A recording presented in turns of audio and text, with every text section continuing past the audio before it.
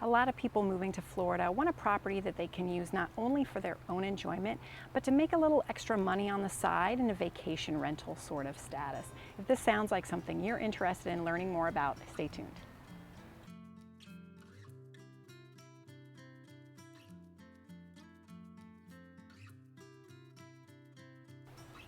Hi, Kathy Palmer with Michael Saunders & Company, and if you enjoy these videos I put out, please go ahead and subscribe to this channel and ding the little bell so that you get an alert every time I put out a new video. Florida has a booming tourism, especially the Sarasota-Bradenton area, so of course you want to take advantage of that. But is the style of property that you're looking for going to fit within the standards of a short-term vacation rental? So I think what a lot of people don't realize that are coming down from here is that we do have HOAs and condo associations that have leasing restrictions. So you can't just buy a property anywhere and lease it out however you would like to. A lot of people that are looking for, let's say, maybe something in a golf community or in a gated community, it's going to have lease restrictions of probably a minimum at least of 1 month or 3 months, maybe even 6 months, or an annual rental only. So if you're looking to rent something out weekly or maybe a few nights a week here and there, those style of properties are not going to work for you. A property that may work for you would be a single family property in a community that really doesn't have much of an HOA, or perhaps a civic association, which is sort of like an HOA, only it has optional dues along with it. And those just really go by more city or county guidelines. They may have a couple rules here and there, but we don't often find that they have leasing restrictions. So let's talk a little bit about why some of these leasing restrictions are in place.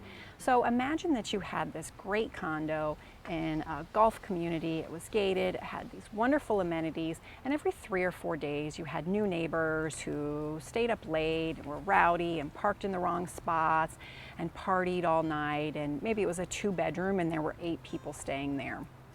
Well, that puts a lot of stress on the neighbors around. Maybe those are permanent neighbors. So kind of put yourself in their shoes. Would you want new neighbors every few days that are here on vacation and really just see it as a party when you're here as a resident? That's the reason that some of these HOA rules exist. One of the things you really need to look at when you begin searching for a vacation rental is how long are you planning on renting this property? Do you want a few days at a time, a week at a time? Are you looking more for a month? That's really going to help your agent narrow down the areas that are going to work for you. Another thing to think about is, let's say that you live out of state. You're going to need to hire somebody to manage this property for you. And especially if it's something like a vacation rental, they manage check-ins, they probably have to do laundry services, they have to clean. You know, how frequently does that occur? Granted, there are companies that do this, but some people try to manage them on their own, and it can be a difficult process if you have very short-term rentals that see a lot of turnover. And the more turnover you have, also the more wear and tear that you have on the property itself. Something else that you may not have thought about is if you're planning on using a lender and getting a mortgage for this property, you're going to expect a higher interest rate on an investment property, and you're also going to expect a higher down payment. Now, another issue is lenders will send out what we call a condo questionnaire.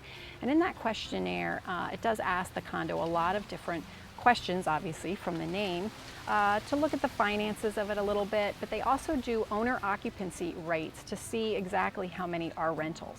And a lot of times, if more than half of them are rentals, a lender is not interested in putting a loan on that property. That doesn't mean that you can't get a loan on this style property, but your pool of lenders is going to be smaller. It's going to be more of a portfolio lender that understands how the property is going to be used and realizes that that's how the majority of these properties in this neighborhood are currently being used. Also, keep in mind that your insurance is going to change on this, and it's going to be more expensive if you use this as an investment property as opposed to if you were to just use it for your own personal use. There are some neighborhoods in our area that are starting to change their leasing rules to try to restrict these short-term or vacation rentals out of the area. So just please be aware that just because that's what the rules are now, they may be changing. For instance, in Bradenton, they're starting to enact where they would like all of the owners to be registered with the city and a maximum of 2 people for every bedroom. I hope that some of the points that I've discussed here today will help you decide whether or not you think that a vacation rental is still a great idea. If you need any additional help or you have any additional questions, please feel free to reach out. I've got a really easy one-click contact in the description. Just click there, you can send me a question or just call or text. Thanks very much for watching.